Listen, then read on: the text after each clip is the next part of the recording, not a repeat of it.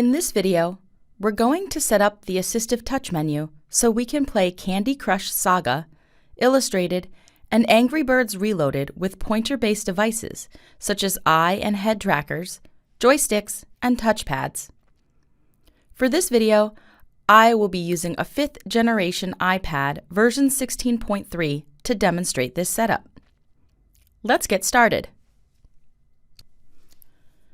The settings I'm about to demonstrate are the settings that worked best for me using eye tracking on the TD Pilot. Due to the personalized nature of these settings, I recommend that you only add the features that are missing from your menu and settings. From the iPad home screen, go to Settings.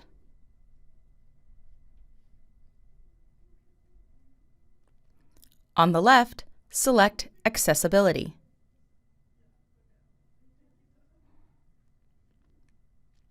On the right, select Touch.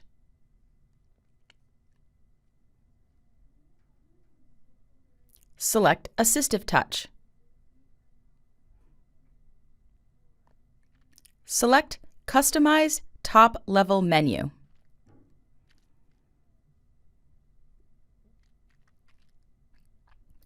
I've already set my menu with the items necessary to play Candy Crush, Illustrated, and Angry Birds Reloaded. I added Home and Device so I may quickly access the home screen or change the volume as needed. Pausing Dwell will allow me to move the pointer around the screen without selecting anything. Hold and Drag is used to move puzzle pieces, candy, and birds, and I demonstrate that in a separate video. To add any of these items to your top-level menu, select the addition symbol to the right to add however many boxes you need. Then, select a new box to reveal the icon menu and scroll through it to find the item you are looking for and select it. I'll choose Scroll as an example.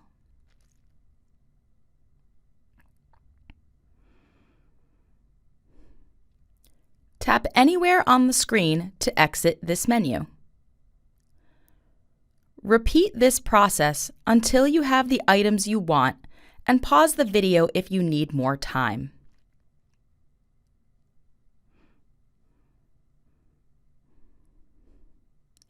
At the top, select the blue arrow to go back.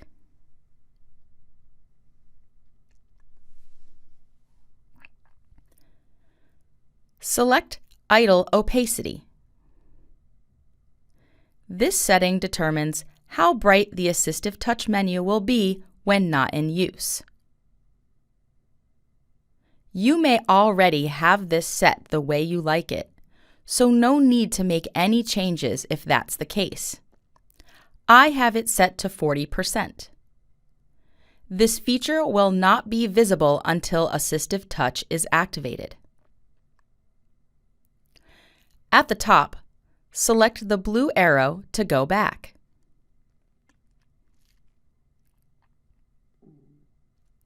Scroll down to Tracking Sensitivity.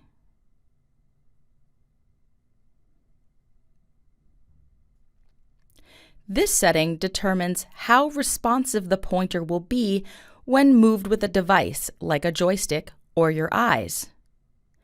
You may already have this set the way you like it, so no need to make any changes if that's the case. I'm setting mine all the way to the rabbit.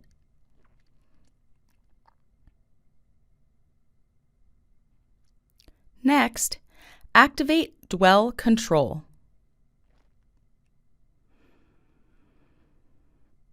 Select Movement Tolerance.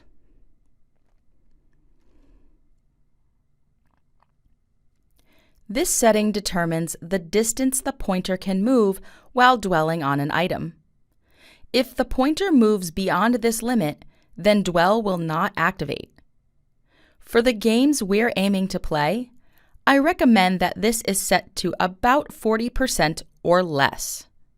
Again, Only make a change to this setting if you find it is not working in the games.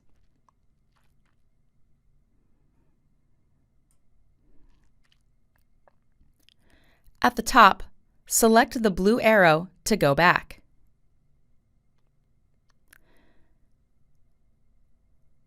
The number at the bottom is the amount of time that must pass before dwell activates.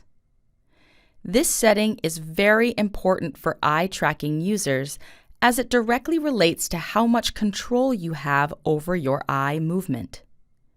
If set too low, dwell may activate when you don't want it to. If set too high, you may not be able to hold your eyes still long enough for dwell to activate. I am a beginner eye tracking user, so I am setting this to 1.50 seconds.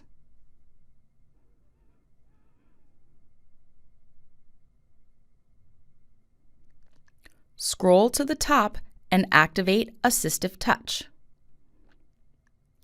When a pop-up with a customization message shows up, select Cancel. Now, we're going to set up the pointer. To do this, make sure to connect your pointer-based device to the iPad, as this setting will not be available otherwise. On the left, select Accessibility. On the right, select Pointer Control. Select Color. Select whichever color you prefer. I'm choosing red.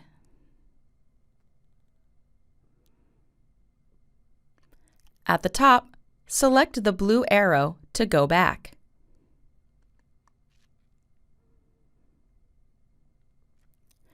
The pointer size is another setting involved with accuracy.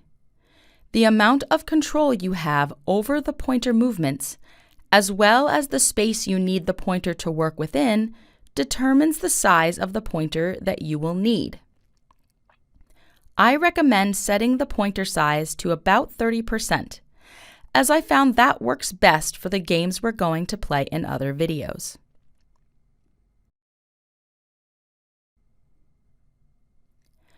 At the top, select the blue arrow to go back. Now, let's take a look at our Assistive Touch menu. Select the faded circle near the edge of the screen to open the menu.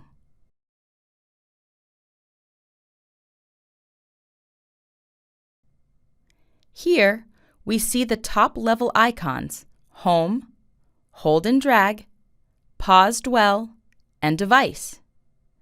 Now we're ready to play some games. Check out my other videos to learn how to play Candy Crush Saga, Illustrated, and Angry Birds Reloaded using a pointer-based device.